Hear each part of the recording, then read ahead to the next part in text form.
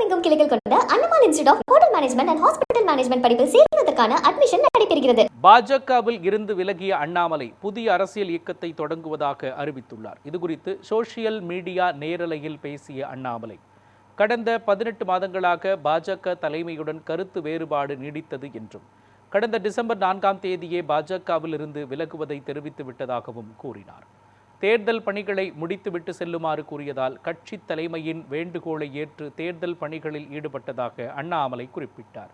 பாஜகவில் இருந்த காலகட்டத்தில் தமிழகத்தின் உரிமைகளை விட்டுக் கொடுத்ததில்லை என்று கூறிய அவர், ஒரு புதிய அரசியலை, அடிப்படை கட்டமைப்பை மாற்றக்கூடிய அரசியலை உருவாக்க வேண்டுமென்ற எண்ணத்துடன் பாஜகவில் இருந்து வெளியே வருவதாக கூறினார். மாற்றம் ஒன்றே தனது இலக்கு என்று கூறிய அண்ணாமலை, இந்த இலக்குடன் புதிய அரசியல் இயக்கத்தை தொடங்குவதாக தெரிவித்துள்ளார்.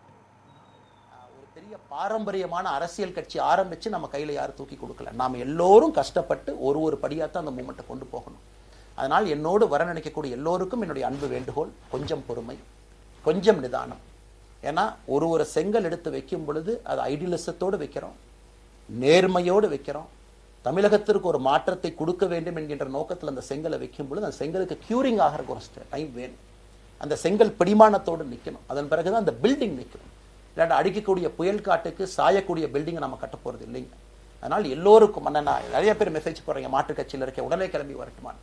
எல்லோரும் சந்தோஷம். wetheLeader.org எல்லோரும் இணைஞ்சு இயக்கமாக அது விரைவில் சரியான நேரத்தில் நாம் அந்த மசில், ஜிம்முக்கு போனால் கூட நேரடியாக 50 கிலோ தூக்க முடியாதுங்க, 10 கிலோலேருந்து 50 கிலோவுக்கு போகும். நாம் அந்த மசிலை பில்டு பண்ணி அந்த மெட்டில் ஃபைபரை நம்முடைய தோழர்களுக்கு நம்ம பில்டு பண்ண உடனே அது பொலிட்டிக்கல் பார்ட்டியாக அது மாறும். அதுவரை பொறுமை பொறுமை பொறுமை.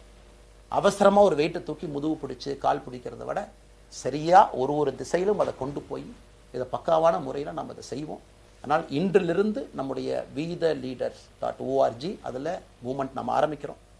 கோயம்புத்தூரில் ஏபிஜே அப்துல் கலாம் ஐயாவோட பேரில் centre for ethics and politics அதை உருவாக்குறோம். உள்ளாட்சி தேர்தலுக்கு நிறைய மனிதர்களை இங்கிருந்து நம்ம அனுப்புகிறோம். அவங்க உள்ளாட்சி பிரதிநிதிகளாக வர்றாங்க.